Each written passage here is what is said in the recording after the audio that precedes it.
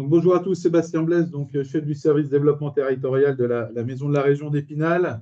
Merci de vous être connectés à ce premier rendez-vous des webinaires de l'Aterito, qui est l'outil que l'on souhaite mettre en œuvre au sein de la Maison de la Région pour vous informer sur nos actualités, nos dispositifs, mais qui est également censé être votre outil si vous souhaitez que la Maison de la Région puisse présenter pendant ces rendez-vous un sujet. N'hésitez pas à revenir vers nous pour nous le proposer.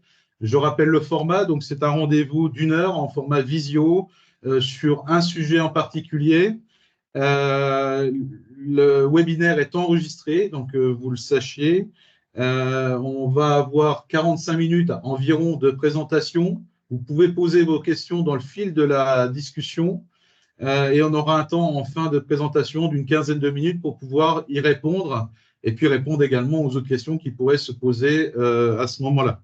Donc, sans plus attendre, je laisse la parole à Mansui pour vous présenter ce premier rendez-vous sur les parcours de transformation. Voilà, donc merci de votre présence à toutes et à tous sur ce premier webinaire dédié donc pour aujourd'hui au parcours de transformation. Les parcours de transformation ont vu le jour sur le deuxième semestre de 2023 et sont aujourd'hui bien mis en œuvre. Je pense qu'une bonne partie d'entre vous le connaissent ou ont rencontré des entreprises qui l'ont mis en œuvre ou le mettent en œuvre actuellement.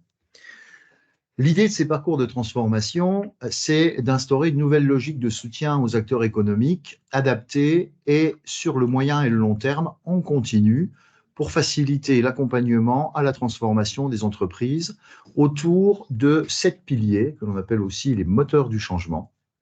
Et ces parcours est dédié à tout type d'entreprise industrielle, de production, donc entreprise industrielle, de TPE à grande entreprise. Donc on entend par industriel le sens plus anglo-saxon du terme, donc entreprise de production.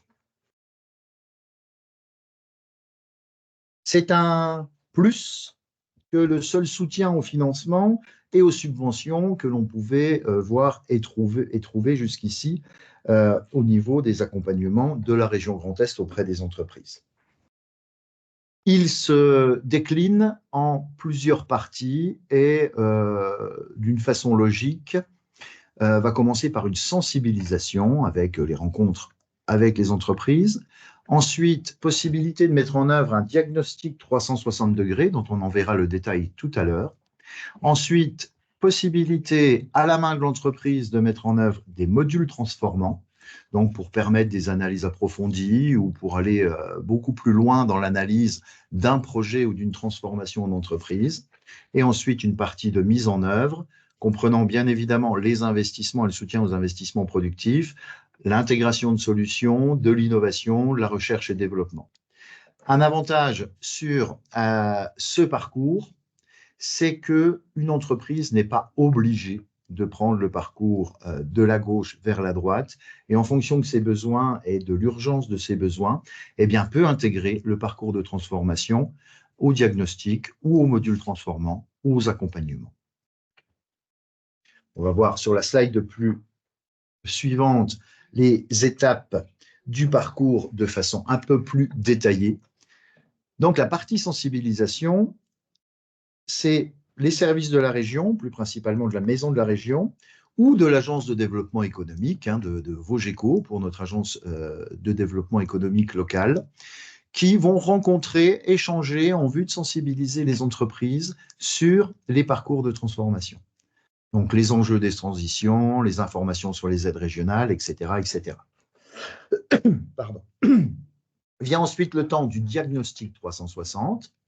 Donc, l'idée de ce diagnostic est, et nous le verrons en détail tout à l'heure, de s'appuyer sur 7 piliers, dont 3 piliers principaux de la vie et du développement de l'entreprise.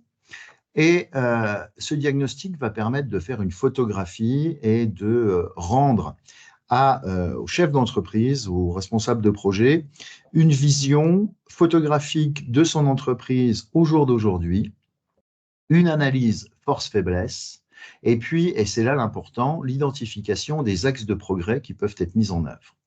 Et bien sûr, ensuite, les propositions d'accompagnement à l'étude de projet.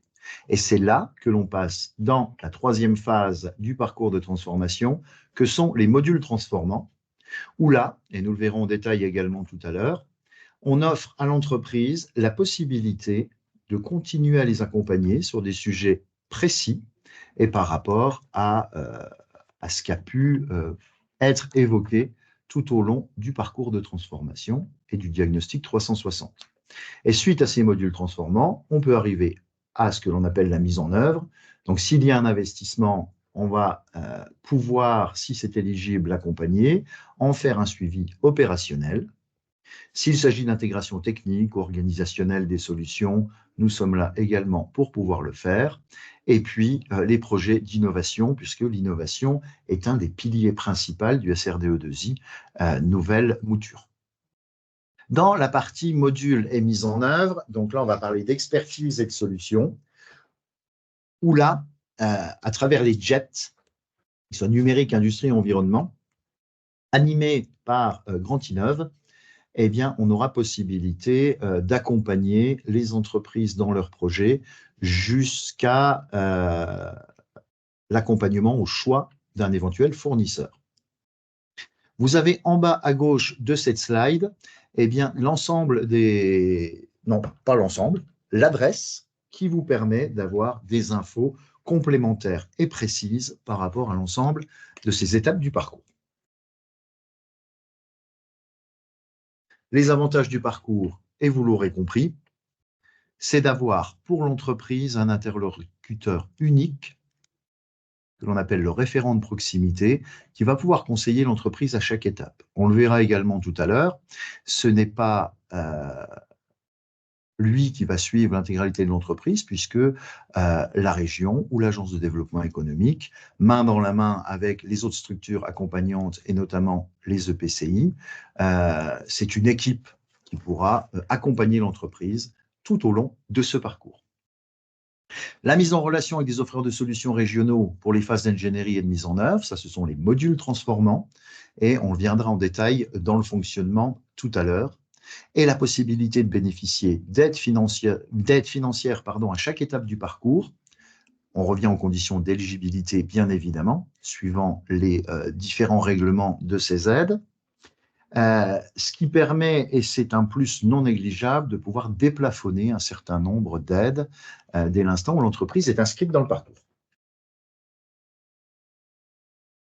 Une fois que la sensibilisation a été faite et que l'entreprise a décidé d'intégrer le parcours de transformation, eh bien on va commencer par un diagnostic 360 degrés qui va permettre d'évaluer la maturité de l'entreprise avec 7 axes d'analyse, d'identification des leviers de la transformation. Et ensuite, on pourra l'orienter vers l'un ou l'autre des modules.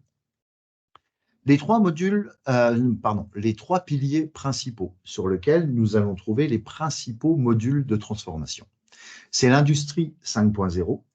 Donc, on va parler dans l'industrie 5.0 de la performance de l'outil de production, de l'hybridation produits-services, de la gestion des fournisseurs, de l'excellence opérationnelle, technologie de production avancée, création d'écosystèmes, et aussi une partie numérique dans l'industrie 5.0, par exemple le MES et le ERP, par exemple. Le numérique, et Dieu sait si c'est important aujourd'hui, est la première des choses qui peuvent être étudiées et proposées, c'est la cybersécurité. Aujourd'hui et dans ces temps actuellement troubles, on nous annonce plus d'une entreprise sur deux dans là ou les années qui viennent qui seront confrontées avec ce risque de cybersécurité. On va parler également de numérisation de l'entreprise, de data, d'intelligence artificielle, qui est également aujourd'hui un véritable sujet, et la numérique éthique et responsable. Sur le troisième pilier principal qui est l'environnement, la gestion des déchets, l'économie circulaire, les ressources en eau, la transition énergétique et l'impact atmosphérique, et le rôle sociétal, valorisation des pratiques, protection et promotion de la biodiversité et du vivant. Mais un diagnostic ne peut être efficace que si l'on regarde également les autres piliers dédiés, que sont la stratégie, la finance, la relation client ou le capital humain et santé. Donc, qu'on appelle les axes fondamentaux, puisqu'une entreprise, son son avenir et sa pérennité, au-delà de l'industrie 5.0, du numérique et de l'environnement, vont s'appuyer sur ces 4 autres piliers. Pour le capital humain et santé, est aujourd'hui en cours de construction un module transformant pour la RSE et pour la RH de façon plus générale. Et puis je note au passage un petit plus local sur notre territoire où la Com d'Aglo d'Épinal a mis en place justement un module d'accompagnement sur son territoire lié à la RSE et au RH avec la CCI. Et voilà, ça s'inspirera, enfin ce sera un peu du même acabit et disponible à l'ensemble des entreprises du territoire. Dans le détail et de façon plus pratique, le diagnostic 360, comment ça fonctionne? Ce diagnostic, qui va durer 2 jours, une plus une autre journée, soit en enfilade, soit en décalé, par rapport aux disponibilités du chef d'entreprise et de ses équipes. L'avantage, c'est qu'il est pris en charge à 100% financièrement par la région. Bon, petite attention, c'est qu'il va passer en financement de minimis, ce qui va permettre aux grandes entreprises de pouvoir y accéder également, à la condition, bien sûr, qu'ils aient encore du financement de minimis disponible. 2 jours en entreprise, 2 temps de restitution, une restitution qui se fait à chaud, donc suite au 2e jour d'échange autour du diagnostic, et un 2e temps de restitution qui se fait à froid, quelques semaines plus tard, une fois que le diagnostic a été validé. Et c'est là que l'on va présenter à l'entreprise les pistes de réflexion, d'amélioration et les possibilités de modules transformants qui pourront être mises en œuvre. 3 structures ont été sélectionnées par appel d'offres pour pouvoir mettre en œuvre auprès des entreprises le diagnostic 360 degrés. Il s'agit d'OPO, de la CCI Grand Est et de l'entreprise 2A Territoire. Donc c'est l'une ou l'autre qui va intervenir auprès des entreprises qui ont fait la demande d'un diagnostic 360 degrés. Pour l'entreprise, comment effectuer sa demande de diagnostic?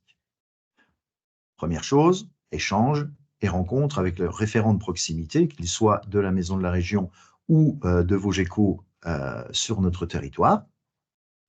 Ensuite, et on en voit un petit exemplaire, une petite photographie sur la partie droite, il y a un formulaire de demande, formulaire d'intention, que l'entreprise remplit, renseigne et renvoie à son référent de proximité qui va l'intégrer dans le parcours de transformation. Il y a également un document complémentaire que nous faisons remplir ou que nous remplissons de concert avec l'entreprise. C'est la présentation de l'entreprise, la présentation de ses projets pour pouvoir préparer au mieux le diagnostic 360. Et ce document, on le donne à l'un ou l'autre des structures sélectionnées qui vont intervenir pour qu'ils puissent déjà cibler au mieux leur diagnostic. Une fois que ce diagnostic est fait, que la restitution à chaud, ensuite, quelques semaines plus tard, la restitution à froid ont été faites, nous présentons à l'entreprise la liste des modules transformants avec un focus sur 1 à 3 modules qui ressortent du diagnostic et qui permettent de pouvoir dire, voilà, en allant creuser telle ou telle chose, on va pouvoir mieux encore vous accompagner par le biais du conseil pour vous amener à vos choix stratégiques et à vos choix d'investissement. Le module est sélectionné par l'entreprise et ensuite validé par la région. Donc, c'est vraiment à la main des entreprises et au rythme de l'entreprise pour la mise en œuvre de cette 2e partie du parcours de transformation. L'entreprise peut bénéficier de plusieurs modules, soit en simultané, ou soit l'un après l'autre en fonction de ses projets et de l'urgence de ses projets. Il faut bien sûr qu'il y ait la validation de la région, et on va travailler sur les 3 piliers, les modules environnement, numérique, module industrie 5.0, et un certain nombre d'autres, comme je l'ai évoqué tout à l'heure, qui sont en cours de création. Vous avez, pour information, le lien qui vous permet de retrouver la liste des modules disponibles que l'on va voir en détail sur les diapositives suivantes. Donc, en fonction de la maturité sur la thématique et des cas d'usage, des projets qui peuvent déjà être identifiés et du niveau d'avancement de l'entreprise dans ces projets, un module pourra se décliner en 3 parties complémentaires. Vous voyez qu'entre chaque partie, on a et ou, c'est-à-dire qu'on peut faire rentrer l'entreprise au niveau 1, 2 ou 3, en fonction déjà de ses réflexions et de l'avancement de ses projets. La phase préparatoire permettra la montée en compétences ou réussir à convaincre aussi le chef d'entreprise qu'il est utile de travailler, par exemple, sur un sujet, qu'il soit ERP, ligne production ou tout autre sujet. Le deuxième, où on va mettre en œuvre un diagnostic technique avancé, donc un état des lieux et déjà un pré-cahier des charges. Et la partie 3, ingénierie et études de projet, où là, on va définir les solutions techniques, on va définir l'enveloppe budgétaire, et on va rédiger un cahier des charges, des spécifications techniques qui pourront amener l'entreprise à consulter directement suite à cette partie de module. Voilà, on peut passer à la slide suivante. Et là, on va faire, alors, ce n'est pas totalement exhaustif, mais ça permet d'avoir une idée des différents modules. Vous verrez sur chaque slide, il y a le petit post-it épinglé qui dit d'autres modules à venir, d'autres sont déjà là. Certains sont déjà là, d'autres sont en cours de création. Et c'est vraiment sur la liste et sur le lien qu'on vous a donné tout à l'heure que vous pouvez les retrouver. Les modules, première chose, et pour rappel, ils sont réalisés par des opérateurs référencés par la région. C'est-à-dire que pour chaque module, nous allons offrir à l'entreprise un certain nombre et une liste d'entreprises, de spécialistes, de bureaux d'études qui ont été sélectionnés sur appel d'offres par la région, par rapport au cahier des charges de la région, par rapport au sujet des modules. Alors, pour ce qui est environnement, on va retrouver l'économie circulaire au niveau de la matière, des déchets, un plus sur les déchets, l'efficacité énergétique, les énergies renouvelables, l'économie de la fonctionnalité, l'éco-conception, pour lequel il existe également des aides et des accompagnements au niveau du programme Climaction, les achats durables, l'adaptation au changement climatique, l'eau, la décarbonation et bien d'autres. Ça, c'est un petit focus sur les modules environnement. Ensuite, les modules numériques. 2 principaux. La partie ERP, MES et tout ce qui est, on va dire, numérique lié à la production, on va le traiter, on va le voir tout à l'heure dans ce qui est Industrie 5.0. Le plus important aujourd'hui, restant aux yeux de la région, la cybersécurité. On sait malheureusement, et je l'évoquais déjà tout à l'heure, que, je ne veux pas dire toutes, mais la grande majorité des entreprises vont être un jour et ou l'autre, dans les mois et les années qui viennent, confrontés à un problème de sécurité informatique. Donc, le diagnostic cybersécurité, il est quasiment proposé à toute entreprise qui rentre dans le parcours de transformation. Vous avez également le lien pour pouvoir avoir les éléments concernant ce diagnostic, qui peut être, bien évidemment, prescrit à une entreprise, même si elle n'est pas encore aujourd'hui dans les parcours de transformation. On peut y entrer quand on veut. Et ça, c'est important, puisqu'on n'est pas obligé de rentrer dans le circuit diagnostic 360 et module transformant. On peut directement aller pour les entreprises vers ce lien cybersécurité. Et l'intelligence artificielle, de la même façon, on peut y rentrer également en dehors de ces parcours de transformation. On peut voir et constater aujourd'hui que, et c'est un retour des entreprises, que sans intelligence artificielle, demain, une entreprise petite ou grande, si elle ne s'adapte pas, si elle ne l'utilise pas, peut se mettre en danger pour l'avenir. Module Industrie 5.0. Là, nous sommes dans ce qui est l'industrialisation, dans l'investissement dans les process, dans les investissements productifs, matériels et immatériels. Bien sûr, la robotique, l'automatisme, l'instrumentation des procédés, l'ingénierie des matériaux, la digitalisation du suivi de processus, je vous évoquais par exemple les MES ou les ERP tout à l'heure, l'excellence opérationnelle et performance de l'outil de production, la fabrication additive, la réalité virtuelle, l'intégration des solutions biosourcées qui sont également plus qu'importantes aujourd'hui. Avec également, donc pour les modules transformants, le lien à consulter. Donc d'autres modules à venir et voilà, on n'est pas sur de l'exhaustif. Le but de cette présentation étant de vous faire une vue d'ensemble rapide du produit. On revient de façon générale sur ces modules transformants. Et là, comme tout à l'heure, par rapport au Diag 360, on va voir et découvrir donc la phase fonctionnement et purement pratique. Donc, comme je vous l'évoquais tout à l'heure, la région a référencé des opérateurs spécialisés, hein, ce qu'on peut-être un peu pompeux, mais ce qu'on appelle les offreurs de solutions d'accompagnement. Un nouvel appel d'offres, alors ça peut être intéressant pour vous aussi en contact avec les entreprises, mais également avec les entreprises de conseil ou les spécialistes.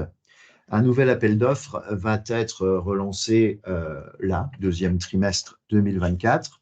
Mais une chose aussi importante, et on l'a fait déjà sur le territoire à plusieurs reprises, c'est que s'il y a une entreprise sur le territoire qui est en capacité de répondre à un module transformant, même s'il n'a pas répondu à l'appel d'offres qui a à peu près 1 an et demi aujourd'hui, eh bien, elle peut intégrer ce référencement dans les modules transformants sur demande, à condition qu'elle ait déjà un contact avec une entreprise qui est dans le parcours de transformation.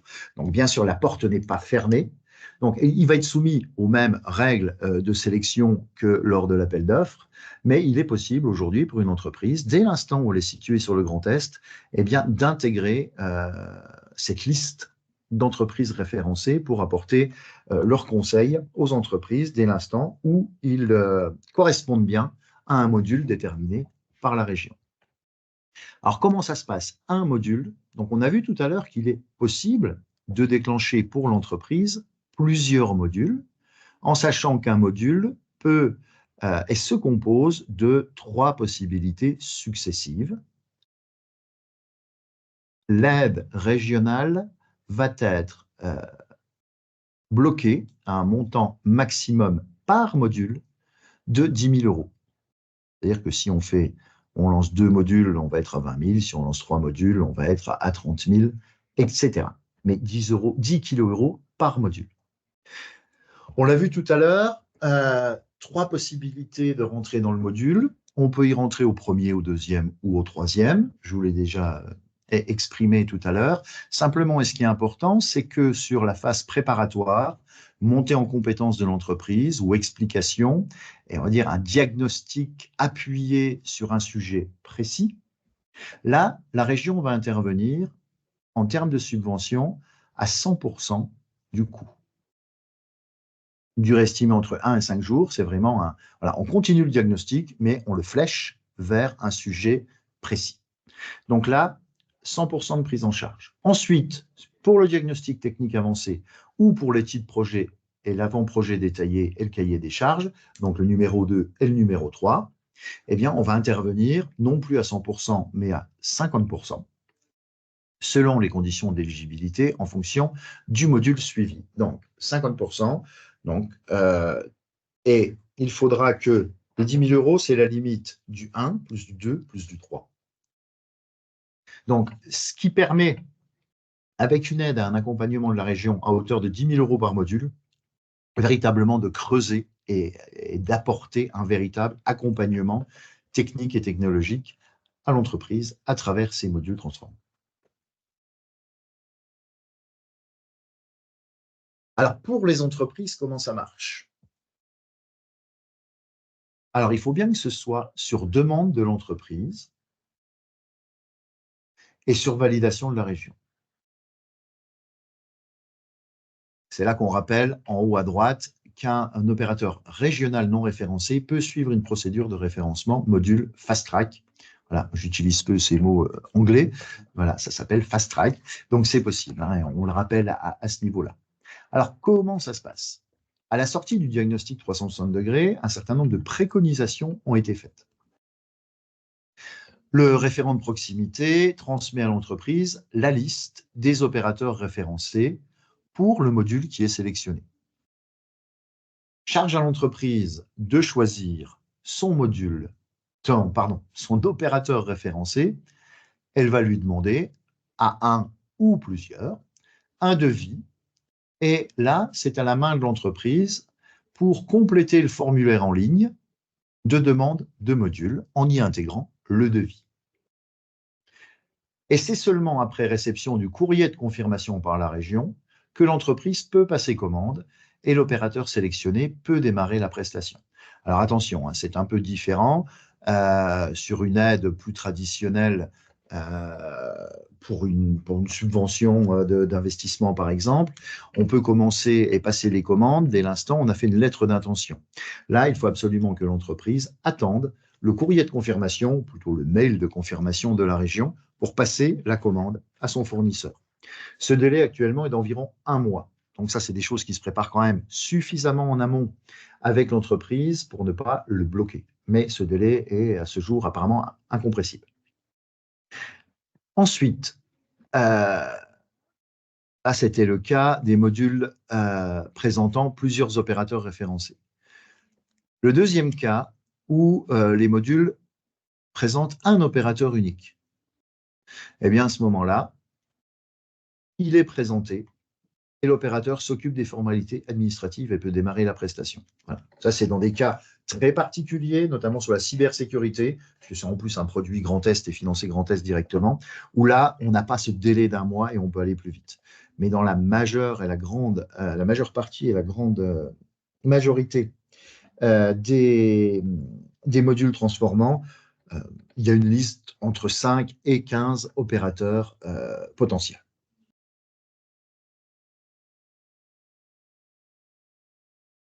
On revient sur un petit résumé de la mise en œuvre. Alors, ça, c'est en haut à droite, c'est intéressant. Une entreprise qui bénéficie du parcours peut également être référencée comme offreur de solutions technologiques en fonction de son expertise. C'est-à-dire que ça peut être pour un certain nombre d'entreprises le fait d'entrer dans un parcours de transformation et de déceler un module transformant pour lequel il serait en mesure d'accompagner d'autres entreprises. Et cela, bien évidemment, c'est possible. Au niveau de la mise en œuvre, et une fois qu'on a terminé les modules, donc là, on va intégrer une solution technique, organisationnelle, un projet de développement, d'innovation. Le module est fait, on a un cahier des charges, on a des solutions techniques, ou on a une étude de financement. Donc là, et de façon complémentaire, on met l'entreprise en relation avec la communauté d'offreurs de solutions du territoire à travers Grand Innov, au niveau numérique, au niveau industrie et au niveau environnement. L'avantage, c'est que Grand Innov va pouvoir, en fonction du cahier des charges, en fonction de la spécificité de l'investissement ou du produit recherché, offrir une liste également de fournisseurs potentiels pouvant répondre au cahier des charges. Donc, plutôt que de perdre son temps, on ne perd jamais son temps, mais que de faire le tour des salons, de faire des recherches sur Internet, de faire du benchmark à droite ou à gauche, là, on apporte ce service complémentaire et supplémentaire. Quand l'offreur de solutions est sélectionné par l'entreprise, eh bien, on passe avec la région Grand Est et dès l'instant où c'est en phase avec les possibilités d'accompagnement financier de la région à travers des aides à l'accompagnement à l'investissement, eh bien, on met en œuvre les choses. S'il s'agit de recherche et de développement, il y a les aides recherche et développement. Et moi, je me permettrai d'aller plus loin parce que si aujourd'hui, il y a France 2030 ou toute autre aide qui peuvent être mises en œuvre, il faut également l'étudier et le mettre en œuvre à ce niveau-là. D'où l'intérêt également d'avoir des accompagnements d'entreprises groupés, main dans la main, avec les autres structures, qu'elles soient celles de l'État, qu'elles soient celles des EPCI, bien évidemment, celles des chambres aussi, et Dieu sait si c'est important, pour pouvoir, à ce moment-là, eh bien, étudier toute possibilité d'accompagnement, qu'elle soit financière par le biais de subventions ou de financement sous forme de prêt ou d'avance remboursable, par exemple.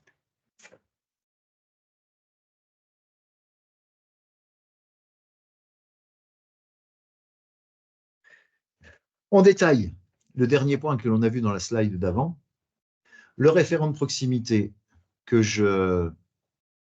j'ouvre à tous les accompagnements de l'entreprise et de façon intelligente à ce moment-là, peuvent arriver ensemble et d'une seule voix pour mettre en œuvre de façon précise l'accompagnement.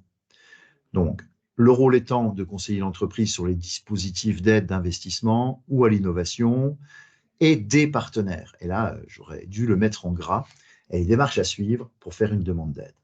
Nouvelles machines, solutions numériques, équipements, tout ce qui est démarche environnementale, économie circulaire, économie d'énergie ou d'eau, biodiversité, développer de nouveaux process qui soient innovants ou un nouveau produit, et également, et on n'y pense pas toujours, dès l'instant où il s'agit d'investissement ou d'accompagnement, de former les futurs collaborateurs, puisque c'est le plus en amont d'un projet qu'il faut que l'on puisse, tous et chacun, détecter les futurs besoins en termes d'RH, en termes de collaborateurs pour l'entreprise, de pouvoir étudier avec l'entreprise et lui demander les fiches de poste, les prérequis, et que à ce niveau-là, pour les futurs collaborateurs, la région Grand Est intervient pour former les demandeurs d'emploi, mais toujours en pool avec les services de l'État, avec France Travail aujourd'hui, et bien les OPCO, bien évidemment, pouvoir mettre en œuvre tout ce qui est possible pour former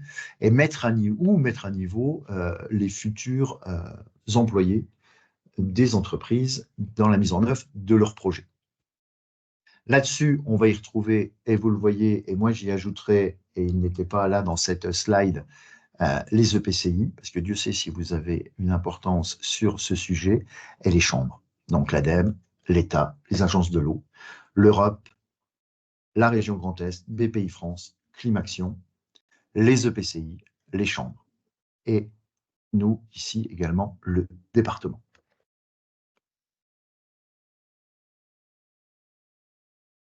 Plus d'informations sur les parcours de transformation, vous avez l'adresse pour pouvoir vous y rendre. Contact pour identifier votre référent de proximité, donc c'est sur l'adresse transformation@grandest.fr. Et contact des référents de proximité sur le territoire de la Maison de la Région d'Épinal. Donc en premier lieu, l'Agence de développement économique Vaugeco, à travers Sarah Gérard, avec son adresse et son mail, et Bénédicte, dont j'ai perdu le nom de famille, sa nouvelle... Pardon ? Bénédicte Serrière. Bénédicte Serrière, qui vient d'arriver donc il y a quelques jours ou une semaine également à Vaugeco, et à la Maison de la Région d'Épinal, votre serviteur également. Mais l'agence étant présente, c'est le premier contact en tant que référent de proximité pour les parcours de transformation. Voilà, j'avais 45 minutes, je vais m'arrêter à 33. Je pense en avoir fait le tour et bien sûr, en fonction des questions qui ont pu être posées ou dans l'échange qui suit, prêt à répondre à toutes vos questions. Merci.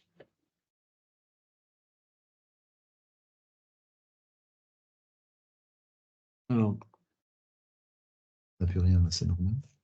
Ah, voilà. Voilà, tout à fait. Donc, si vous avez des questions, n'hésitez pas à les poser. Dans le fil de discussion, aucune question n'a été soulevée. Ce qu'on souhaite tout de même préciser, c'est que le support vous sera communiqué à l'issue de ce temps d'échange. Vous retrouverez dessus tous les liens dont on suit a fait... les a évoqués lors de sa présentation. Donc, tous les liens seront présents et les référents des personnes également avec les coordonnées. Et puis, vous aurez également l'accès pour revisualiser au besoin cette présentation et la retranscription des éléments. Est-ce que vous avez des questions? Sinon, Pas de questions? on n'a pas l'air. Bon, en tous les cas, on se tient à votre disposition si des questions vous venez à l'esprit suite à cet échange. On est à votre disposition. Il n'y a pas de main qui se lève, ou il y a peut-être quelqu'un qui veut. parler, Oui. là Oui. Oui, ben, allez-y. Oui, Arnaud Guillaume de la CCI. Là. Sur les diags cyber et IA, la prise en charge était partielle précédemment. Elle est maintenant à 100%. Dans le parcours de transformation et en fonction, alors est-ce qu'on va être en 2 ou en 3? On vous retransmet l'exactitude de l'information parce que je risque de dire une bêtise. Donc, à minimum, bien sûr, à 50%, mais on vous redonne l'info. Ok. Et puis de la même façon, le parcours sur l'eau, c'était quelque chose qui, dans mes souvenirs, était en cours de finalisation et ça n'existait pas encore. Est-ce que vous savez si ça existe Alors, maintenant? pour moi et à ma connaissance, il était finalisé, donc il doit être au jour d'aujourd'hui dans la liste des possibilités d'accompagnement. Ok, merci. Je vous en prie.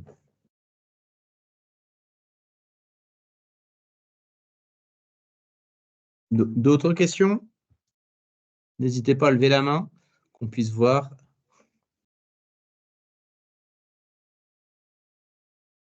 Eh ben, s'il n'y a pas d'autres questions, on vous remercie toutes et tous, en tout cas, d'avoir suivi ce premier webinaire et encore toutes nos excuses pour les petits soucis techniques qu'on a pu rencontrer au démarrage.